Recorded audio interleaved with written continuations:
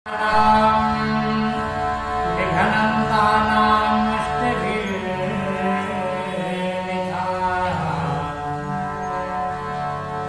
वर्णन करते हैं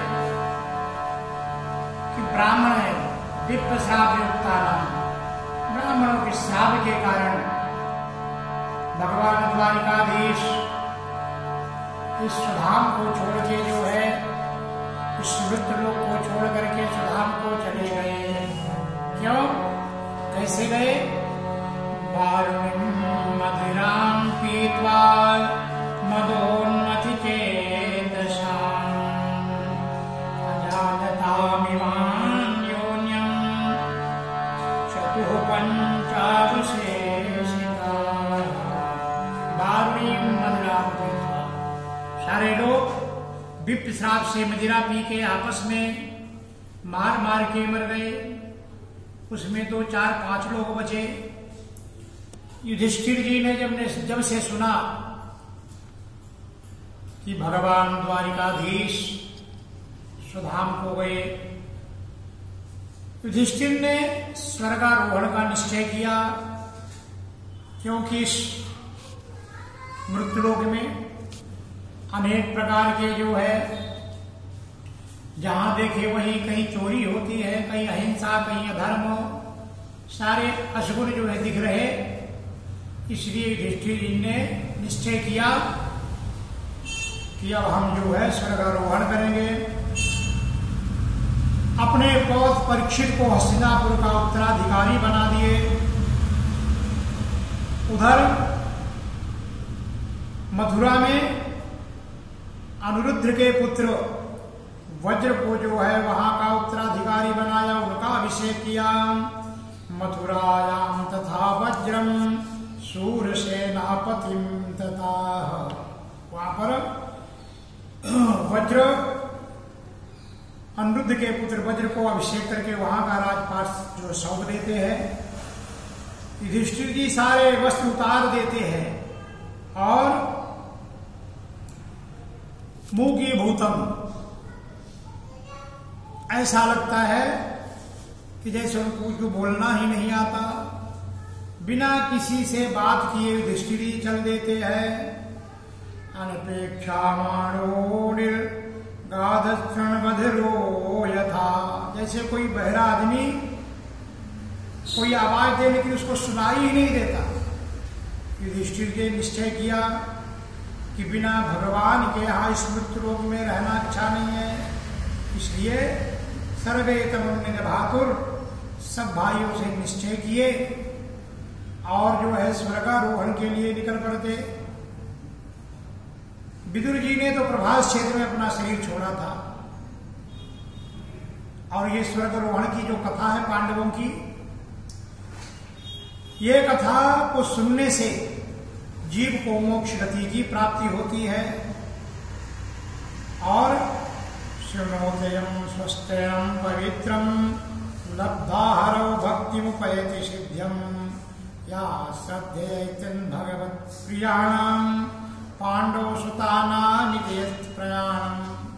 ये पांडवों की जो है प्राण प्रयाण की कथा श्राद्ध में तो अवश्य ही सुनना चाहिए। सूत जी वर्णन करते राजा परीक्षित राजा बन जाते हैं। उत्तरा की पुत्री के साथ, इरावती के साथ उनका विवाह होता है। उनके 4 पुत्र हुए। पहले पुत्र का नाम जनमेजय। उन्होंने कृपाचार्य को आचार्य बनाकर जो है गंगा तट पर 3 अश्वमेध यज्ञ किए।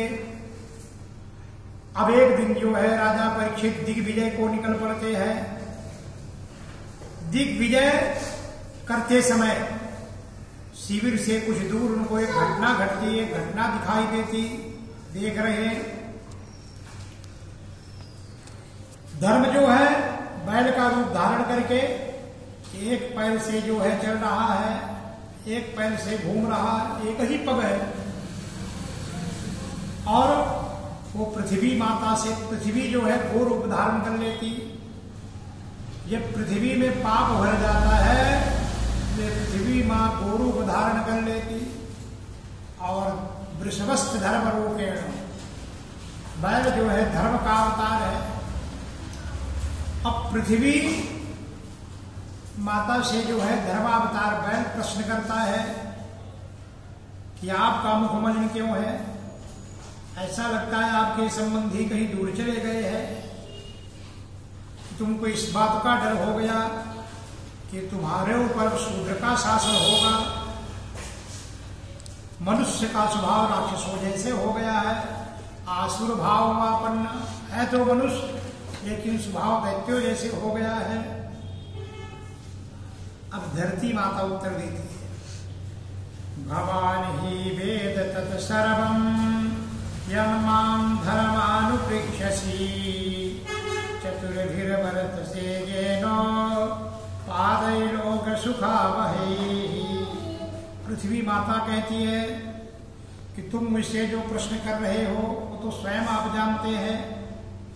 जिन भगवान के सहारे तुम सारे संसार में सुख पहुंचाने वाले चारों चरणों से युक्त थे, धर्म के 4 चरण थे, उनमें से सत्य, पवित्रता, दया और क्षमा,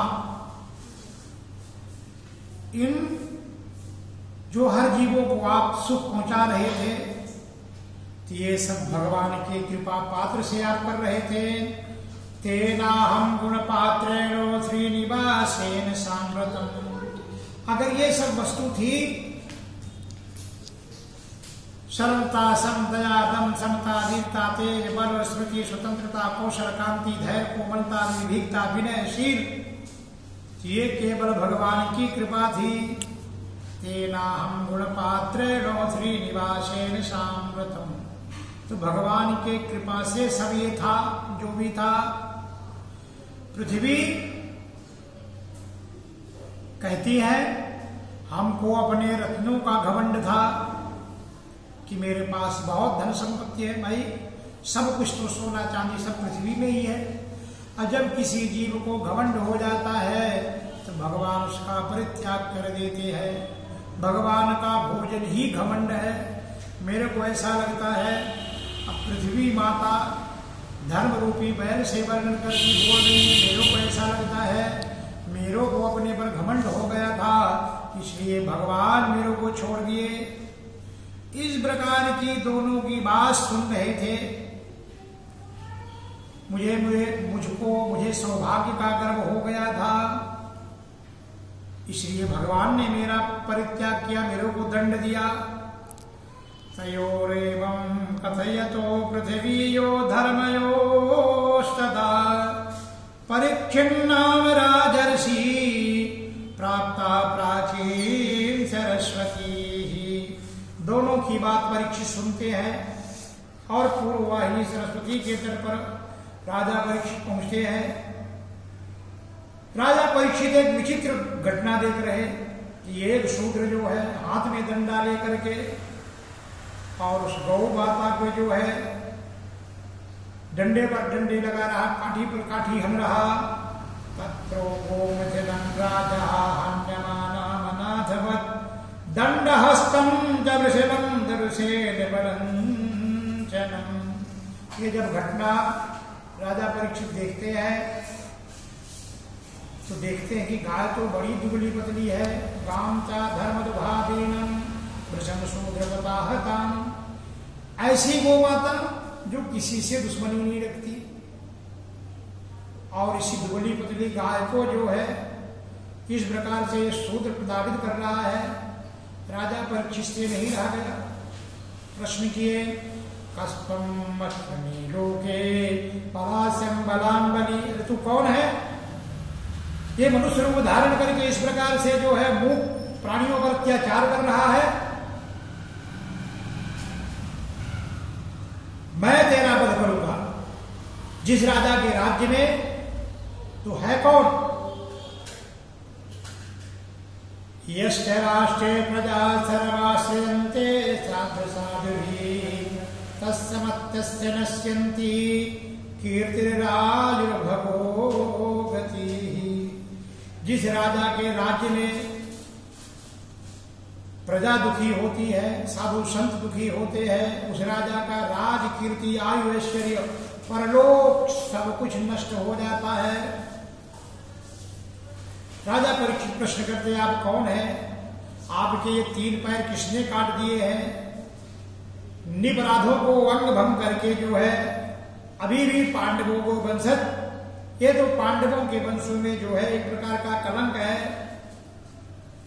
आख्याहि वृषभद्रम वा साधो नामृतागसाम आत्मैविरूपकर्तारं पार्थानां कीर्ति दूषणम। ये तो पांडवों की कीर्ति में कलंक लगाने जैसे हो गया है। इसलिए तो कौन है? जो 4 चरण है, जो 4 पैर है बैल के, तो है पहला है तप, पवित्रता, दया और सत्यता। लेकिन राजा का धर्म है कि अधर्मियों को दंड देना। राजा परीक्षित प्रश्न तो कर रहे, लेकिन जो बैल धर्म के रूप में, धर्मस्य रूपेण, जो धर्मावतार बैल है, उन्हें किसी का नाम लेना भी उचित नहीं समझा। धर्म ने पापी का नाम लेना भी उचित नहीं समझा, नाम लेना भी पाप समझा। और कहने लगे कि राजन, कोई अपने कर्मों से दुख मानते हैं और कुछ भगवान से कुछ अपने स्वभाव से पाते हैं। केचित् विकल्प वसना अहोरात्मनात्मना दैवमन्ये परे कर्म स्वभाव परे प्रभुम। तो कुछ तो भगवान के कारण, कुछ अपने स्वभाव से, कुछ अपने कर्मों से हर प्रकार के लोग दुख पाते हैं। लेकिन जो 3 पैर आप बता रहे, तो कलयुग में तपा शौचम दजा सत्यम मितिम पादा कृते कृता, कलयुग में 3 पग टूट चुके हैं, एक बचा है, वो है सत्य। बस पृथ्वी रोती है और राजा स्वांग बनाकर ब्राह्मणों से द्रोह करते हैं। इस पर जो है पृथ्वी माता रोके बोलते, शूद्र मेरे पर राज करेंगे। और इस प्रकार से जब पृथ्वी माता की करुण भरी आवाज सुनते हैं गो माता की, राजा परीक्षित कलयुग को मारने को उठते हैं। जैसे अपना धनुष बाण उठाया, पतितम पादयोर बारम कृपया दीन वत्सलाः। राजा परीक्षित के चरणों में पड़ना, हे दीनवत्सल, हे दयालु, आप चक्रवर्ती राजा है, आप हम पर दया करो। दीन वत्सला, मैं दीन हूं, दीनों पर दया करना। परीक्षित ने कलयुग को बोले, मेरे राज्य से तू निकल जा, अगर तू रहेगा तो तेरे रहने से शरीर में लोभ, चोरी, हिंसा, अधर्म ये हमेशा बने रहते, क्योंकि तू इनका साथी है। त्वां वर्तमानं नरदेव देहे स्वयं प्रवृत्त्येयम धर्मपूरः लोभो नितं चौर्यमना प्रहंसो ज्येष्ठा जमाया कलहश्च दंभः। तो अधर्म का साथी है, इसलिए जहां भी रहेगा वहां इस प्रकार के जो है वातावरण, लोभ, चोरी, हिंसा, ये सब तो ऑटोमेटिक बनने वाले हैं। फिर तेरे में कुछ गुण है भी क्या? कलयुग अपने गुणों का वर्णन करता। तो आप चक्रवर्ती राजा हैं, हम जहां भी जाएंगे आप ही मालिक हैं, तो फिर आप ही मेरे को जगह बता दो, मैं कहां रहूं? परीक्षित ने कलयुग को 4 स्थान दे देते हैं। द्यूतपानम श्रिया सोनम यत्र धर्मश्चतुर्विधा, 4 स्थान दे दिए।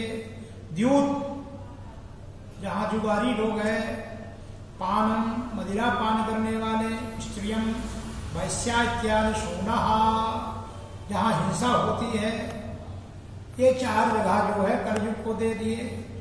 और इनसे जो है ये 4 जगह बड़ी खतरनाक है।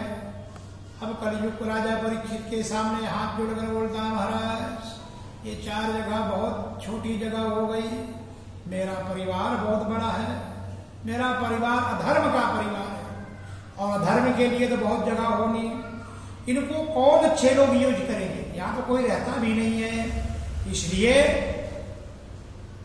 चातरूपम मदद प्रभो, फिर मेरे को कुछ और दे दिए, अब जो है पचमा दे दिया, पुनश्चयाचमानाय जातरूपो मदद प्रभो।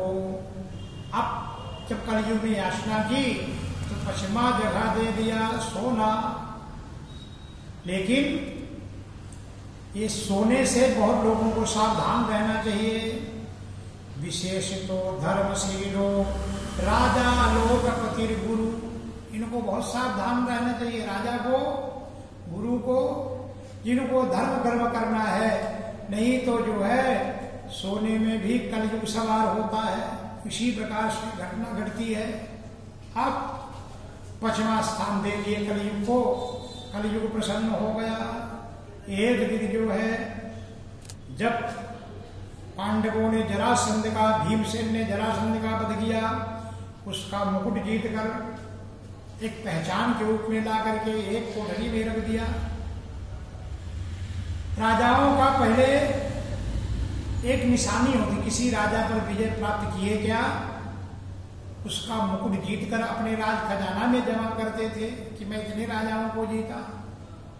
लेकिन पांडवों को मालूम था जरासंध पापी है, इसलिए उस मुकुट को पहनना उचित नहीं समझा, रख दिए। अब जब ये पांडव लोग स्वर्गारोहण को चले गए, राजा परीक्षित यहाँ पर राज्य कर रहे थे, तो वही मुकुट आज जो कलयुग को 5वां स्थान दिए सोना, सुंदर सोने का मुकुट धारण करके राजा परीक्षित जो है एक दिन अहेर खेलने को निकल पड़ते हैं। और राजा परीक्षित एकता धर्मोद्यम्यो विचरणान मृगजाम्बनो, एक दिन राजा परीक्षित अहेर खेलने को जाते हैं, जलासंयक्षमाणं प्रविशेषोत्तमाश्रम गए, मृग तो कुछ मिला नहीं, प्यासे हो गए। कुछ दूर पर एक आश्रम दिखाई दिया, उस आश्रम में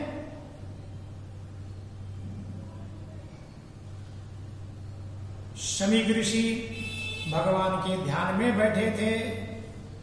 राजा परीक्षित के मन में शंका गई कि देखो ये राजा मेरे को देख करके जो है आंख बंद करके बैठ गया है, लेकिन शमीक मुनि को कुछ भी पता नहीं कि राजा क्या सोच रहे, और राजा इसलिए सोच रहे क्योंकि उनके माथे में कलयुग सवार हो गया है। जो 5वां स्थान सोने का दिए थे, कलयुग एक मच्छर बनकर उनके मुकुट में सवार हो गया।